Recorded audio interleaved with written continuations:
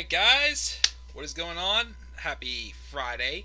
This is the Club of the Man 1993, and I am here live for my live review of AEW Dynamite from Wednesday night's episode from May 27th, 2020, the fallout of Double or Nothing. And we are not only on the road to All Out, but first, we have a stop with Fyter Fest happening this summer. Forgot the exact date, but Fyter Fest is coming back this summer that we're going to have. Not sure if we're going to do Fight for the Fallen, but we are getting Fyter Fest from what I've heard. And what do you know? I actually found some decent PNG images.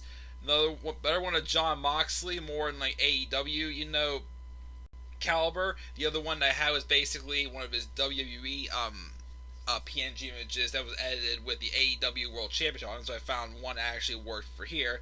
And Nyla Rose, oh, I'm sorry, I finally found a good PNG image of Nyla Rose to fit on here, but she's no longer the AEW Women's Champion, and there wasn't any of Hikaru Shida yet. I could have just done what I did with Nyla Rose before, and had just a picture without her in the championship, but I felt lazy. Not really. I've had a busy week, guys. Again, as I said, I have a life besides wrestling, and I am actually doing a virtual trivia tonight with some friends and cousins, and I had a surprise that I was working on that definitely took up a good amount of my time. So that's why I'm a little behind on my wrestling, but I am catching up as I go along.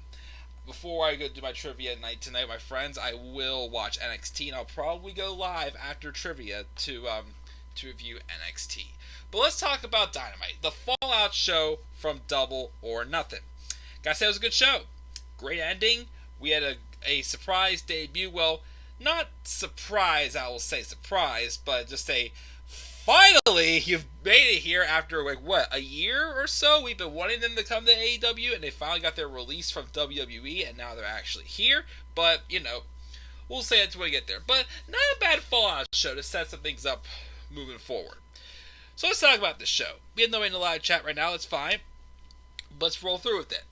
The show opened up, actually, with with the Inner Circle at a loading dock.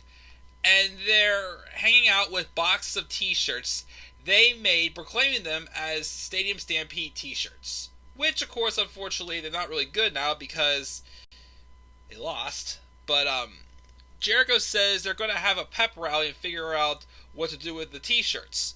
And Santana shows them their buddy Carlos got them a sweet deal, and they have a whole trunk full of shirts to dispose of, which of course Jericho then face palms. Once again, because the shirts are no good, because they didn't win, unfortunately. But of course, the Inner Circle actually makes that entertaining, and not like, cheesy and dumb, making them like idiots. It makes it entertaining.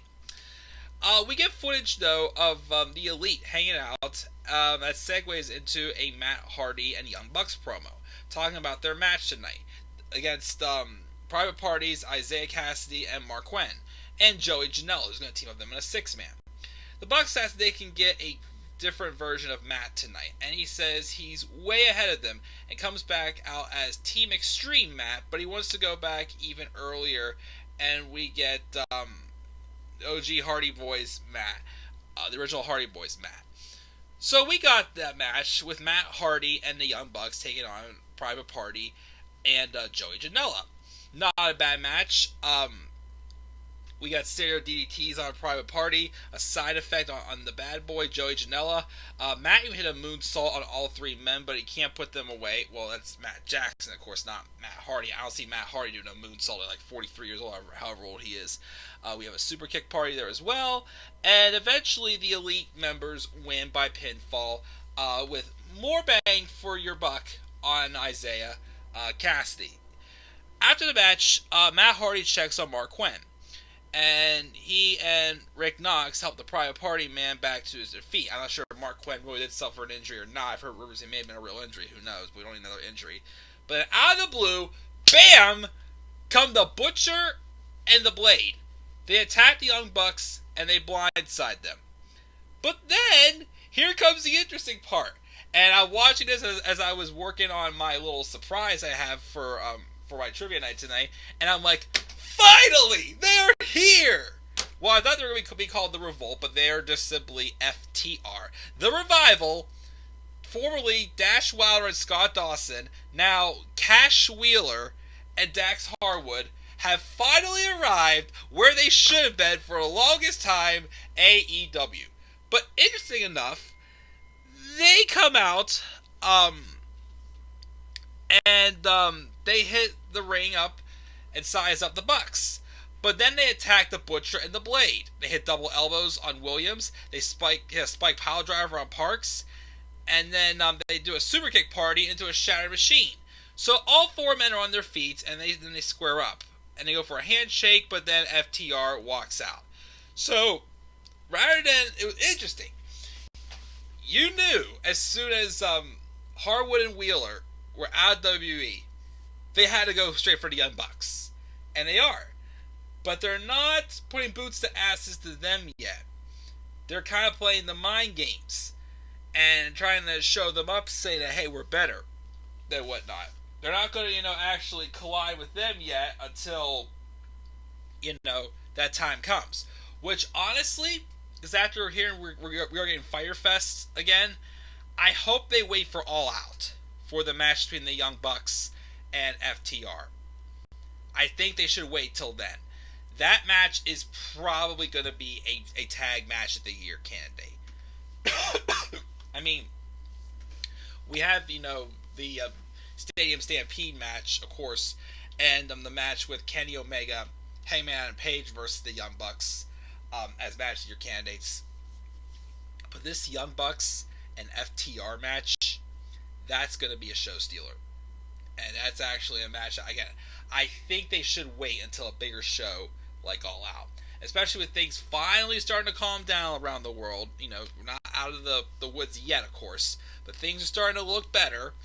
I think that they should wait till All Out for this match. Build this match up over the summer. Teams are going to come to blows, but not quite yet. But it's still good to see that they finally made it. And they're finally going to be able to do what they want to do. Like they said in their podcast on Talk Is Jericho recently, they didn't have to always have the tag titles. They wanted to make tag team wrestling feel relevant. And WWE was not doing that. They were not building any of these teams, not making them interesting in all the slightest bit. And so, they weren't having fun. So even if you put the belts on them, they weren't going to stay. So that's why they've left, and now they're trying to make that difference with tag teams across the globe. And of course, them and the Young Bucks. Yes, that's going to happen. So, we had that, which is pretty cool. I love that. So, back for commercial, we have Jon Moxley watching commentary as Brian Cage squashes Lee Johnson. As it was announced afterwards that Taz, who is Brian Cage's manager, calls Moxley out, says he respects what he's done, grinding for success, and at Fyter Fest, he's dealing with something different, though. He's dealing with a machine, and he wants John to bring his fight, his grit, and his heart, because Big Boy is going to put his hand in his chest and tear his heart out. That's Brian Cage, the machine. Beat him if you can survive him if he lets you. So we're having the match at Fyter Fest, which may be the main event of Fyter Fest, unless it was the main event is something else that we got teased later on tonight. But okay, we'll see how this goes. Then we got this segment. So we get this injury update on Dr. Britt Baker, who of course was not able to wrestle this past Saturday in her match at Double or Nothing against Chris Statlander after she suffered a very scary looking knee injury whenever Hikaru Shida and Chris Statlander suplexed Nyla Rose on top of Britt Baker and she was supposed to land it into her gut, but instead she landed on Britt's knee and basically blew her knee out. But luckily, thank goodness, her knee injury is not as serious as we thought. She's only going to miss about 2 months, I think it is. Well, she announced when she's going to be ready, but she's not going to be out for as long as we had thought. So we thought she was going to be done for the rest of the year. But Britt comes out in a wheelchair, wheeled out by Rebel, for an interview with Tony Schiavone. He reads a poster board that says, "The rules of being a role model." And Britt then takes over And then she says, rule number 3, don't hurt the role model. She'll be frank, last week, the egregious tandem assault that left her with a broken tibia wasn't an accident. It was a conspiracy. Exhibit A. She shows pictures of the match and says, prove her case. She's close personal friends with top executives of TNT. And without her, there is no women's division. She tells Rebel to flip the card. We see a picture of Chris Statlander. Britt declares her a conspirator. Hikaru Shida's next, also a conspirator. Then next, Nyla Rose. She comes off the top rope hundreds of times with precision and grace, and she didn't this time. So she's also a conspirator as well. She brings out a corkboard that purports to show referee Audrey Edwards is the heart of the conspiracy. Concussion, broken leg, she was there. Broken nose, she was somewhere. But Britt puts them all on notice and says she'll be back at All Out. So I guess she's going to take most of the summer off to heal her broken tibia injury. Thank goodness, just that, not a torn ACL. But her plan is to be back for All Out. So she's probably going to miss maybe like 2 or 3 months, which is not bad. All Out's not till September 5th, Labor Day weekend. She'll be fine. Maybe she'll be fighting for the women's title then. Who knows? Because I definitely think that Britt should be at the top of the women's division right now, but unfortunately it's got to get put on hold for now. But we'll see what happens when she comes back. So best of luck to Britt, but of course don't hurt the role model. And unfortunately that rule was broken. Then we have the Inner Circle talk about their pep rally, and Chris Jericho says they're going to get back on track after being robbed. But then he sees Orange Cassidy rolls up and wanders in and then out of the frame. He asks if he really just did that and says he'll see Orange later. I saw some stuff in the live chat. Let me check real quick. What Rumble match pissed you off the most? Yeah, 2015's Rumble did. Worst Mania and Best Mania. Best Mania, 17. Worst, 9 or 27, I'd say. What Brock Lesnar match pissed you off the most? His is Bryan from Survivor Series 2018. I actually thought that was a good match. I like that match. I'd say the one that probably pissed me off the most was either the match with him and Braun back at No Mercy. No. I'll say this. At Crown Jewel 2018. That match. Because that was the biggest, the easiest missed opportunity WWE could have done to put Braun Strowman back on track. Or the match with him and Ambrose at WrestleMania 32. So then we had Hikaru Shida, and now the new champ, take on Christy Janice, and Shida wins with a Falcon Arrow. This is a good way to get her on TV, to give her some time as new champion. And speaking of new champions, we have the first ever TNT champion, Cody Rhodes, come out for an interview.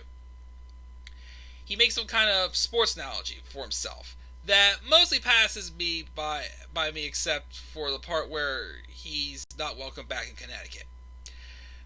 Khan naturally wants to recruit the best wrestler in the world, so he wasn't in the first, second, or even third call. He then holds up the 4 horsemen fingers. But if there's even a tinge of resent to that in him, it's extinguished by holding this title. If you think his story is one of nepotism, think again. He was 21 years old when he was a kid and got called up when he could barely hit the ropes or take a bump. He didn't get the Dominic genes. Dustin got all the Dusty, and he's not the Simba in his tail. Back home, he got a mean old Cuban lady, his mother Michelle, with a broken ankle, and she taught him everything he knows about grit and work, and you can have all the talent in the world and he'll shove it up your ass before he outworks you. And if you're critical of him, bell to bell, he asks you just him by what he does next. But he's going to turn a pace, work a schedule. He'll wrestle for the title every week in an open challenge. For those watching at home, we're still in the pandemic era, but we give them 2 hours of our time every week. We brought the pay-per-view and massive blue projections away, and he has an obligation to give us his best, and this is where the fun begins. So obviously, Cody Rhodes is basically looking to, kind of pull off a John Cena caliber run with this TNT Championship. And I like that because, again, he's obviously trying to, put over talent and make them look good. Not like Charlotte Flair and the NXT Women's Champion currently. She's not making anybody look good at all whatsoever. So I'm hoping he accomplishes that. And, of course, his opponent he has for next week, I think, is a good start. It surprised me that they picked the person they did. But I'm definitely hoping he accomplishes that. And, of course, I know a lot of people also do not like the look of the TNT Championship. But again, I've heard the rumors that because of, the pandemic, it's not, it wasn't able to be finished. So it will be, updated at a later date. So we'll see what Cody does down the line with the TNT title. We had another tag match. It was SCU's Frankie Kazarian and Scorpio Sky taking on Jimmy Havoc and Kip Sabian. Not a bad match. Decent match. Havoc and Sabian win. And then, and we're also informs us this has earned the Englishman a tag title match on next week's Dynamite for Havoc and Sabian. Okay, I swore Best Friends were number one contenders, but who knows. Then we have a promo by Mr. MJF, Maxwell Jacob Friedman. He talks about how he's clearly the breakout star of AEW, which is pretty true. He's been undefeated for over a year. It's perplexing that he's yet to receive a title shot, and he's starting to think someone in the office doesn't like him very much. So when he heard there's going to be a battle royale for the number one contendership in the championship tournament, he figured that was his opportunity. So he'll be in the match with Wardlow, and when it comes down to the final two, he'll know what to do. Wardlow objects, but MJF gets in his face. He backs down, waves it off as just playing, but when he leaves, Wardlow continues to draw steam. Obviously, he doesn't want to be MJF's puppet. But he thinks he can't because he's better than you, and you know it. So, we have this battle royale. Chaos starts. Santana and Ortiz blindsided Orange Cassidy on the stage, and then Luther then nails Marco's stunt with a knee. Luchasaurus then came from behind, and they brawl for a little. Choke slammed the stunt, and then there was some chaos in there. Sonny Kiss turning up in athleticism. Wardlow then dumped Luther. Well, Luther was eliminated. Stunt then got eliminated as well. MJF put boots to Kiss on the floor. He rolled out of the ring as well. Jungle Boy choked Peter Avalon out. MJF got into it with Colt Cabana. Him and Colt traded arms with a lariat from Billy Gunn. What else do we get in this match? Dark Order reps came out and gave Colt a flyer. Stung lights Billy up and palm strikes away. And then Christopher Daniels' whirl with the forearm as well. Marco hit a Frankensteiner on the Fallen Angel. But he continues and he eliminates Daniels. Wardlow then gets stunned in a military press and eliminates him. The final five were MJF, Wardlow, Luchasaurus, Jungle Boy, and Billy Gunn.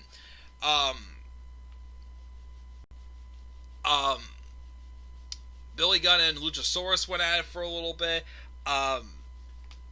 Wardlow knocked them out. Trade punches. MJF and Wardlow, though, eliminated Luchasaurus together. Orange Cassidy came back, though, and Wardlow holds him in his place, but MJF ducks Orange and punches, and Mr. Mayhem takes the brunt of it. Then Perry is eliminated by MJF with a back body drop. Then works together with Orange Cassidy to eliminate Wardlow. Referees pull Max off the apron, and Orange rolls off the ropes, jockeying for position, Jack to the apron, a slingshot back in, and then Orange Cassidy again, who never started the match because he was beat down at the beginning by Santana Ortiz. Orange nearly eliminates him, but he skins the cat into a Tajiris off the rope. Superman punch, duck the lariat, hit another. But a freshly squeezed put him into the ropes, but Jungle Boy comes off the ropes, the lariat, last eliminate Orange Cassidy, and Jungle Boy Jack Perry wins by eliminating Orange Cassidy the Frankensteiner to become number one contender for the TNT Championship. Which again, I was surprised because I didn't think he was going to win it, but I think it's a good first opponent for Cody, for sure. I thought MJF put him over really well at Double or Nothing, and he didn't win the match, but he had the match I wanted. The match I wanted the match to similar with Pac and Orange Cassidy from Revolution, and that's what we got. So then we get the main event. First, after we got a recap of the Stadium Stampede match, we get the main event. It was the Inner Circle's pep rally. Watching this made me think of the Festival of Friendship, and I thought maybe they were going to tease a breakup of the Inner Circle, but that's not what we got. Instead, we got something a little bit more mind-blowing. Well, both a little bit mind-blowing, but this one was definitely interesting, and I wonder if this could be the main event of All Out. So, the Inner Circle comes out. There's a table of various things on it. Jericho welcomes us and admits it's been a rough time for the Inner Circle, but they're going to band together and rise again like 5 sexy phoenixes. This rally isn't for them, though. It's for everyone, which is why everyone in the crowd is getting official Stadium Stampede merchandise. He throws t-shirts, and then some of the crowd throws it back, which of course upsets Jericho. Sammy Guevara plays the voice of reason, and says they didn't win, but you know what they did do? They participated, so they gave them all some trophies. Jericho complains that his says king of dad jokes, but Sammy explains that it's a pandemic, and sourcing trophies wasn't easy. Santana has gifts for everyone as well, including a pair of boots for Hager and an 8x10 of Mark Anthony for Jericho. Jericho says Sammy got hurt, but he's too cool for nerdy crutches, and that's why he got him a scooter. Sammy takes him for a few scoots, and Jericho addresses Ortiz, who's been hard of hearing since he got his bell rung, and he gets him a pair of earmuffs that brings his hearing back online. Hager says his grandma said the best gift was a handmade poem, so he wrote one. It's an ode to the Inner Circle, and how they're the best and he can't wait to run dudes over with his Tesla before going off the rails on a taken riff. Sammy asks Jericho what he really wants, and Jericho says what he really wants is Mike Tyson's head on a platter. Shut your ass, you heard him. He hasn't forgotten what Mike Tyson did to him on January 11th, 2010, on a Monday night, obviously referencing Raw. But he then turned traitor on him, and every single day says Jericho's been dreaming of getting his hands on Mike Tyson's fat head. Sammy says he couldn't get his head on a platter, but maybe he could get him something better, a cheese platter with a little bit of the bubbly. But then when he pulled it up for him, it was all gone, eaten up and drank up. And then Jericho freaks out, like, what the heck happened here? Sammy's like, I didn't do this, it wasn't me. Out came Mike Tyson and his entourage, drinking a little bit of the bubbly, heading out to the ring. He gets in the ring and says, and he and his boys, including Henry Cejudo and Victor Belfort, square up to the Inner Circle. Jericho tells them to calm down. He's going to say it one time. Shut your mouth when he's talking to you. He's been dreaming of this moment for 10 years. Tyson turned on him, knocked him out, and Tyson grabs the mic to explain he's a sucker that deserved it. Jericho gives him one chance, just one chance to apologize. And then Tyson tears his shirt off and then starts flexing in Jericho's face. But then Jericho gives him one last chance, but instead, Mike decided not to apologize and he shoved Jericho, and we got a brawl.